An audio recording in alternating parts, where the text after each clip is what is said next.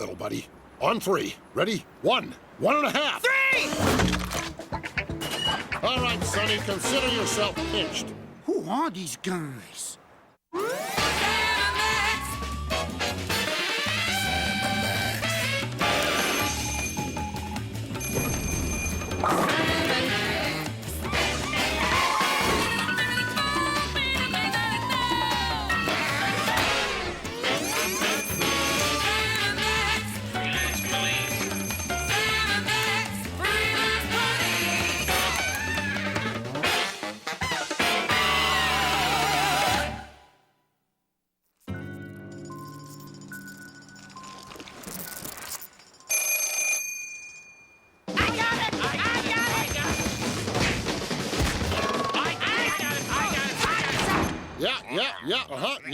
You got that right.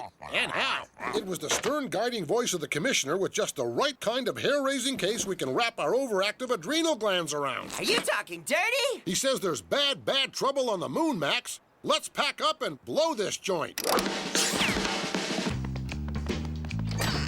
Did you make sure to sew ID tags on all your underwear? But I don't. Oh, yeah. Me neither. We have a go for liftoff. Then let the stars be our roadmap. And the inside of this car, our stomach distress bag!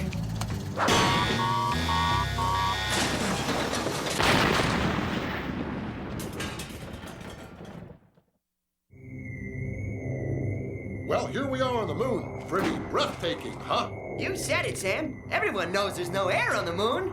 The preceding joke was conceived way back in 1978. Fortunately, our fragile little life essences are protected by this penny-conscious moon gear.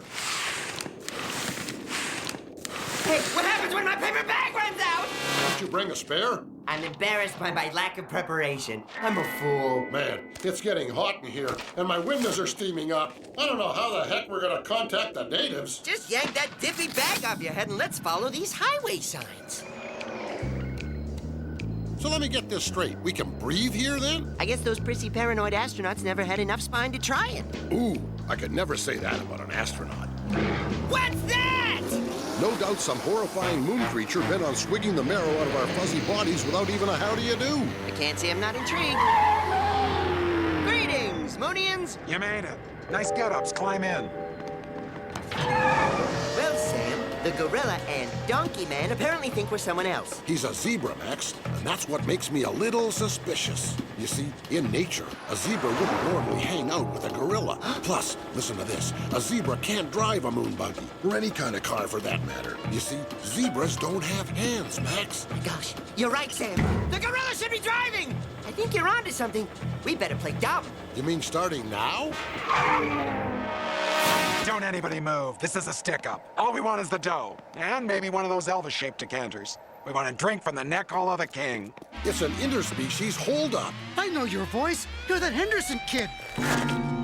Start scooping the cash into a plain brown bag, old man. Giant rat guys. Weird. Interesting. And somehow very appropriate. Shall we slap the sleeper on him and make him cry uncle? Can't think of a reason not to.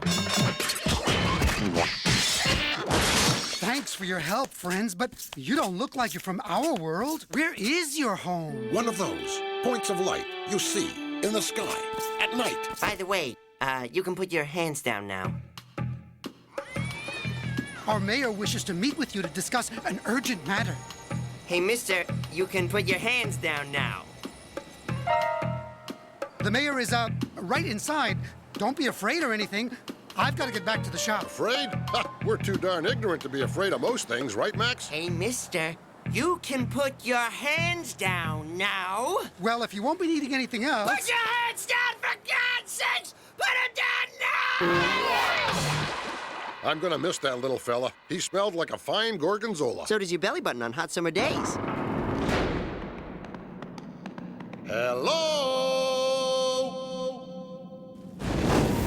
I've been expecting you, men of the Earth. Ooh, men of the Earth. I like that. Your assistance is required to resolve a certain pest problem which plagues our glorious city. The situation is very grave. A pest problem? A town load of rats has a pest problem, Sam? That's pretty funny. And from a flying head. Amazing. Your tiny skulls do not fully comprehend. Citizens are disappearing, taken away, and used for unspeakable evil. Okay, don't pop your cork, Chief. Just where might we find these so-called pests? The creatures you seek may be found on the dark side of the moon. Now, be gone! Where? Just out the back door. Go through the janitor supply room and take a right. Science fiction-y.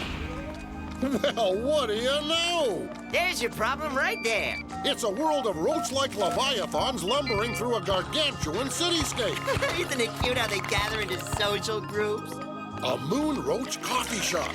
It's uncanny, like some Earth-parallel development. I never dreamed I'd live long enough to hear you say Earth-parallel development and mean it, Sam. It must be feeding time, Max. Looks like coffee and sweet rolls are their main source of nutrition.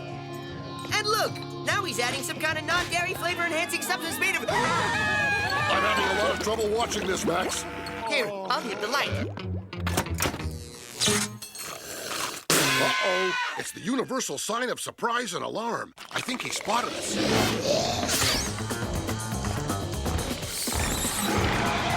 Don't dawdle, Max. We're almost there. It's okay, Sam. You stopped the goop with some enormous lever. Pinhead. We're through, Max. We escaped with our fuzzy rear ends intact. Right, Max? Max? Smells like burning upholstery out here. Hey, Max. Max?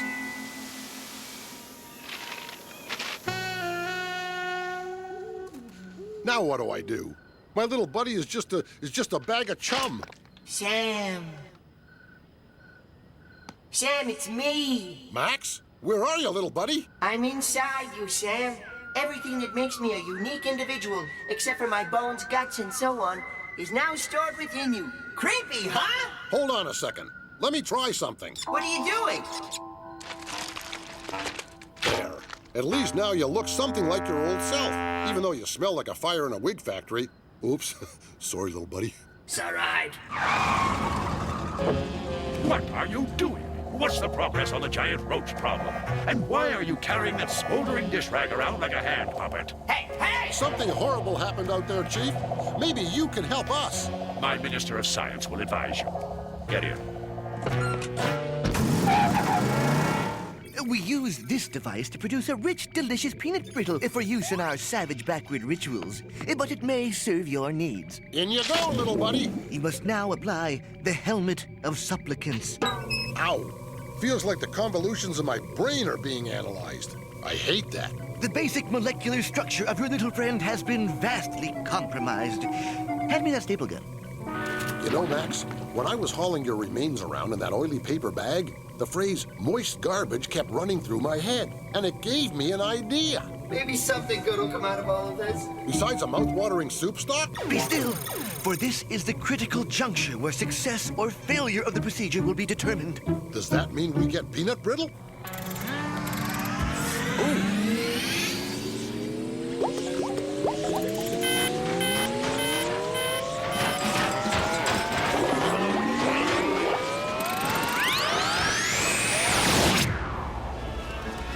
Today, the city is celebrating a landmark in interplanetary relations. Early this morning, a deal was struck between city officials and these colossal ombudsmen from space. These husky fellows have agreed to accept all the moist garbage our citizens can produce. Bon appetit. Well, we solved the unrest on the moon. The city's limitless supply of garbage should put an end to the giant roaches eating those little rat folk. And it sure is nice to have you back in your own plushy little carcass again, Max. How do you feel, buddy? Not bad, although I'm cranky and listless. I'm retaining water and I keep spitting up sawdust.